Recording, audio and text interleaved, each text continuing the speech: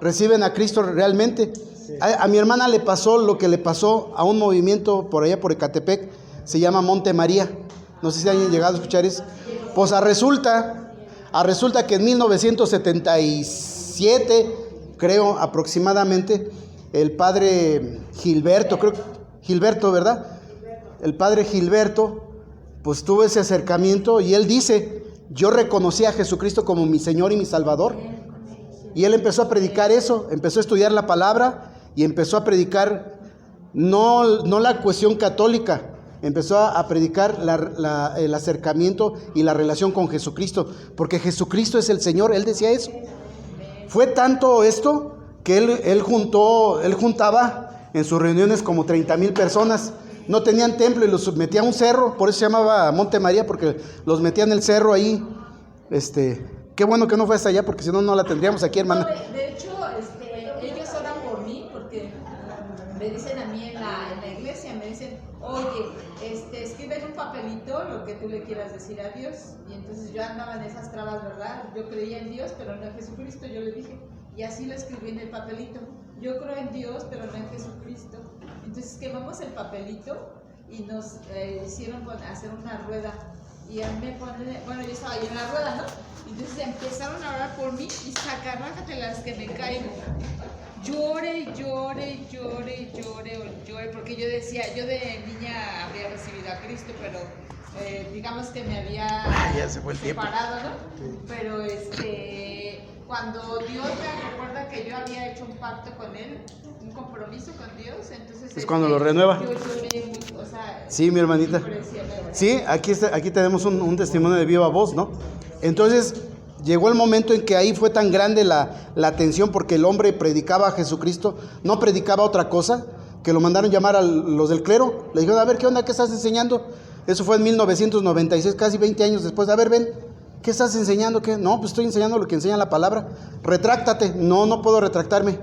¿Y qué es lo que dijeron? ¿Qué es lo que dijo el padre Gilberto? Pues aquí cortamos, dejo de ser sacerdote, dejo de estar, y empezó a predicar a Jesucristo. ¿Sí, mi hermana? Pero no fue por eso que los comulgaron porque le pedían las ofrendas. Claro, pues obvio. Y él hacía despensas. Exacto. Los diáconos, que bueno, en ese entonces no sabía que se llamaban diáconos, eran personas que se sentían muy humildes y él les hacía cajas con despensas. Y sí había un templo, era en Tlacomulco, en el otro era el cerro. Entonces, porque no quiso dar el dinero, fue cuando lo excomulgaron. Pues el interés tiene pies, decía mi abuela, ¿no? Pues sí, obviamente siempre hubo un trasfondo. O sea, aquellos hombres no dan paso sin guarache. No es porque les interesen las almas, es porque hay algo detrás que les llama mucho la atención, ¿verdad? Obviamente, ¿no? Poder, dinero, qué sé yo, ¿no? Entonces, pues, cortaron. ¿Qué es lo que hizo este hombre? Perdió gente, pero los volvió a levantar. Él siguió enseñando, él ya falleció. Creo que hasta se cambió de nombre. Ahora, después era el pastor Aurelio, y era el pastor de la iglesia. Contactó con un pastor de adeveras, un pastor norteamericano que andaba predicando aquí. Lo contactó, lo invitó, y dice: yo ya estoy por partir. Él sabía que iba a partir. Yo estoy por partir, voy a dejar a este hombre, se llama Robert Stevenson, y lo dejó de pastor encargado de la iglesia de Monte María. La iglesia se llama Monte María, Tierra Prometida, por si quieren buscar la información. Tiene toda esa información, toda esa historia. ¿Por qué? Porque llega el momento que esa gente, al final de cuentas, conoce a Cristo y se entrega. Sí, porque están tanto copiando lo que hacemos nosotros, que llega el momento en que realmente, como digo, se te apareció el Señor y hasta doblaste las rodillas delante de Él. Entonces, pues sí llega a pasar. Me pasó a mí algo a mí. Yo no era de ese movimiento. Yo fui guadalupano tradicional de otra cosa, ¿no? Pues pocos saben que yo también soy músico. Cuando yo vivía en Guadalajara, nos llevaron a tocar en un pueblito que era como una ranchería, se llama La Palma, Guanajuato. Entonces, cuando llegamos ahí nos dimos cuenta que la mayoría de ahí eran cristianos. El 80% de la población era cristiana. Y entonces unos hermanos me contaron cómo fue de que nació el evangelio ahí.